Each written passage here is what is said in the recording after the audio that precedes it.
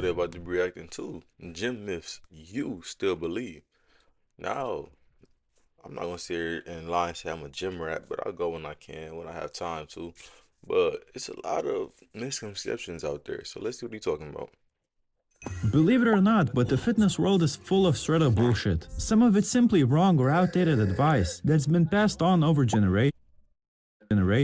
But then there's deliberately made up lies by brands trying to take your last pennies with insane marketing strategies. But don't worry, I've been in the game for a long time and gained a ton of knowledge over the years. So today I'm gonna bust some of the biggest fitness myths that will not only save you money, but also help you build that dream physique.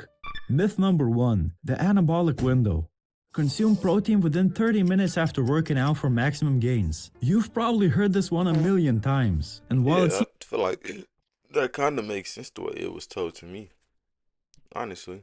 Because if you wait too long, then it'll be a waste, I guess. I don't know. logical, it's simply not true. This is a fancy marketing trick. Since the time window is so short, most people won't be back home in time to eat an actual meal. So you'll pack a protein shake in your bag and chug it down right after your workout. But in reality, muscle building takes place 24 to 48 hours post-workout. And it doesn't matter if you had your protein right after your workout or 2 hours later. The only exception is if you work out fasted in the morning. In this case, you're likely depleted of amino acids. And getting some quality protein as soon as possible isn't a bad idea. Myth Right. number 2, soreness equals So good work. basically, you don't have to hurry up and rush home to get your protein slash creatine or whatever you use to yeah.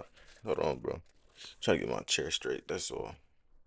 You have a killer leg day and wake up the next day sore as hell. You can barely walk and dream about owning a wheelchair, but at the same time you love this pain. It's like a badge of honor for a job well done. It's a good sign that you're growing, right? Well, not really. It's just a sign of doing something that your body isn't used to yet. Right? They say no pain, no gain. Right? You tried a new exercise, or you learned to engage a muscle you didn't know was there. The worst version of this is when some people don't get sore anymore, they think they're doing something wrong, and keep changing the split every That's month. exactly where I'm at right now. I feel like I gotta lift heavier or do more just because of the simple fact, like I don't be hurting no more. Compared to when I first, y'all know when y'all first start going to the gym, right?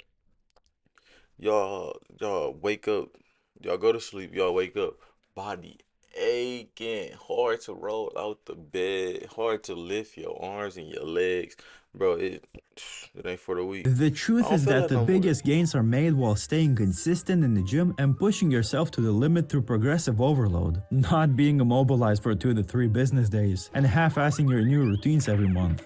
Myth number 3, stretching to prevent injury. This one sounds counterintuitive, but don't stretch before exercise. I learned this very recently and I was flabbergasted to say the least. Really? You would think that stretching right before you pin yourself under a 405 is a great idea, but it turns out that holding static stretches, like reaching for your toes, actually relaxes your muscle fibers and temporarily reduces their ability to contract forcefully. It's like stretching out a rubber band right before you try to snap it. The best warm-up is a couple of high rep lightweight sets of the exercise you're about to do. You know what's crazy? Like before I was going to the gym, my God, we always stretch before, but when I start going by myself, I more so just start off light and then use that as like a warm up rep. So it's like start off light a bit, get a couple reps in, then boom, I warmed up. Now I can go heavier and heavier and heavier. Ah, you know what I'm saying? I guess I was doing something right. The stretching to the end of the workout, where it'll be actually useful for a better recovery. Myth number 4, cardio kills your gains. This one is old school, and like most of the old golden rules, it has been scientifically disproven. Cardio, in fact, does not interfere with building muscle, although there is a little bit of truth to that, but only if you're the second coming of David Goggins, running an ultra marathon on a treadmill while hitting that like button and burning a million calories which were needed for recovery and muscle growth. Otherwise, a little bit of cardio actually does the opposite. It improves your cardiovascular health, making recovery between heavy sets much faster. Myth number 5. Yeah, I'm not really one to sit there and run a mile. I used to like a while ago, but now I'm more so I just walk on a treadmill for 20 minutes at a steady pace incline.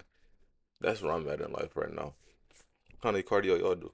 A pump equals muscle growth. We all love a good pump. It's probably the most satisfying part of the gym. But there's a big misconception that it's a sign of growth. In reality, you can get a good pump by choking the chicken to failure. But will it grow the muscle? Hell no. Heavy progressive lifting will though. Sometimes you don't even get a pump from a heavy set, because higher reps cause a bigger pump. But that doesn't mean your workout was bad or ineffective. So next time your muscles get pumped, enjoy it. But don't mistake it with progress. Myth number 6. Crunches burn belly fat.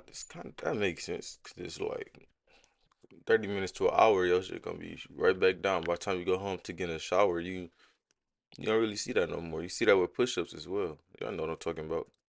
All gym moms, listen up. Dozens of products and workout routines are still claiming you'll burn exactly belly fat or arm flaps by using them, and people are still falling for it. Burning fat from a specific body part is not possible, period. If you believe this, tell me, have you ever seen a fat person with a six-pack? You haven't. Fat burning happens in your entire body, not a Wait, single let me spot you see. choose. A six-pack? You haven't. If I could Fat say burning my body type is one of these,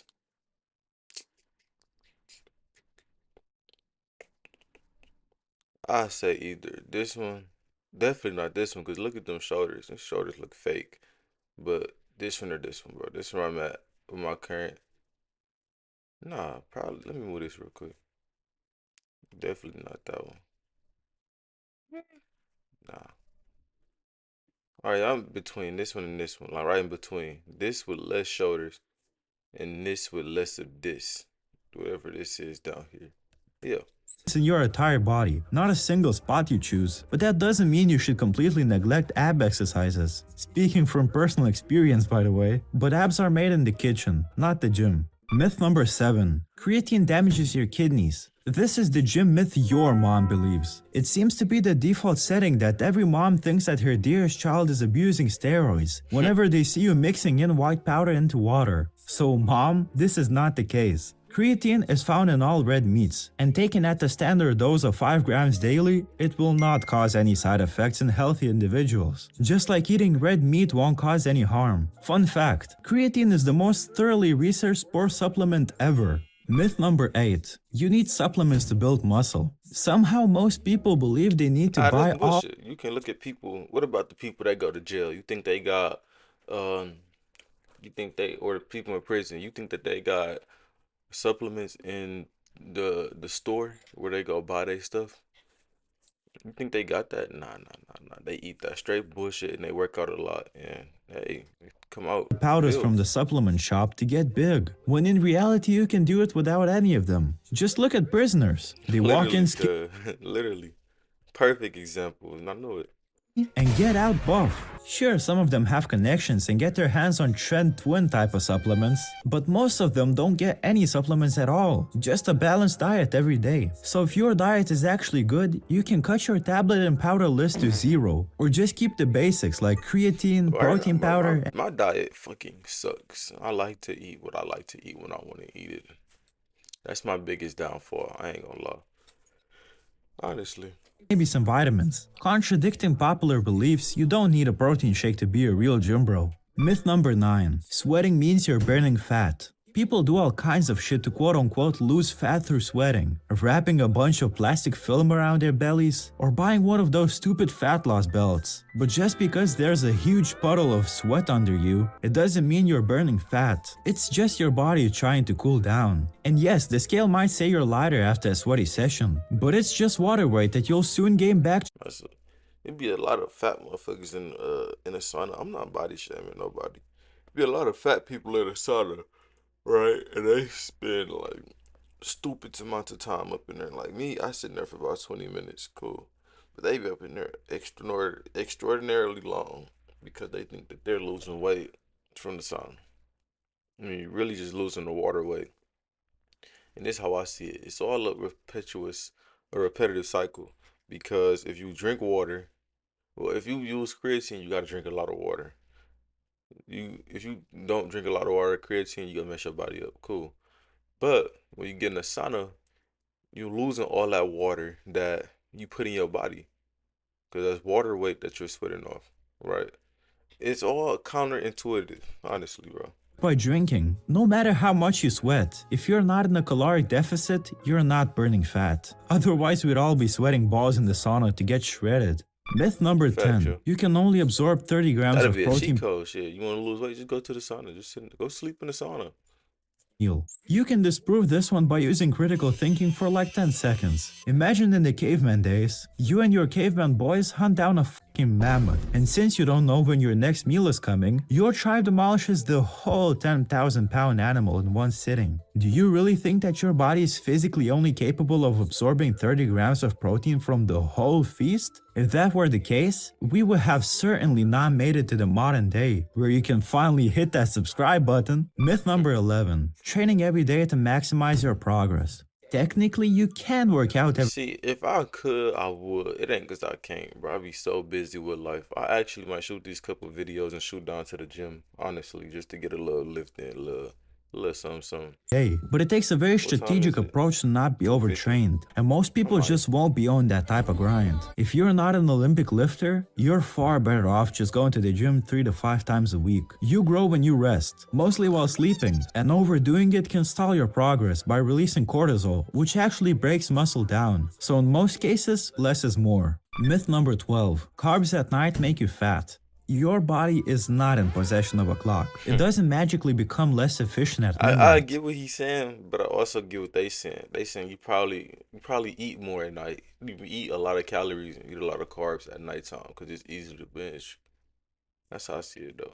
Gaining or losing fat is based on calories in versus calories out. And if you burn 3,000 calories a day and only consume 2,000, you will lose weight. And it doesn't matter whether you only ate lunch or if you woke up in the middle of the night to snack. The only thing to take from this is that eating before sleep will make your sleep quality worse, which will hinder your ability to recover. Myth number 13. Lifting weights stunts growth in teenagers. This is probably the fakest one out of all of them. It originated from an old unverified study, which was since debunked, in fact proving that resistance training increases bone mineral density and strengthens tendons in teens. For some reason, parents like to pull this card whenever their kid decides they want to lift weights in the No, gym. my kids, especially whenever I have a son, but with my daughters as well, they definitely using creatine. I ain't gonna say about protein, but they definitely gonna be drinking a lot of water and using creatine.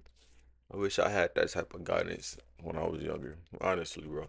Lifting weights will not make you stay fun size forever. Genetics will. Myth number 14. You need to shock the muscle. I'm pretty sure this came from an old Schwarzenegger movie, which I find hilarious. This man was giving shitty advice to everyone throughout his whole career. People believe this because when you change your program, or in Arnold's words, shock the muscle, you get sore once again. But once again, soreness does not equal Shock gains. the Stick to muscle. one program. Do you mean like just lift stupid heavy? Fuck you mean shock the muscle?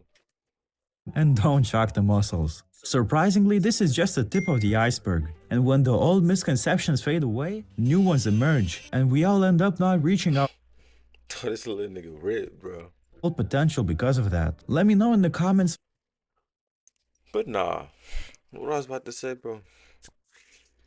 I said what I said, and y'all heard what I said. So I'm gonna catch you niggas in the next one. Yes, sir.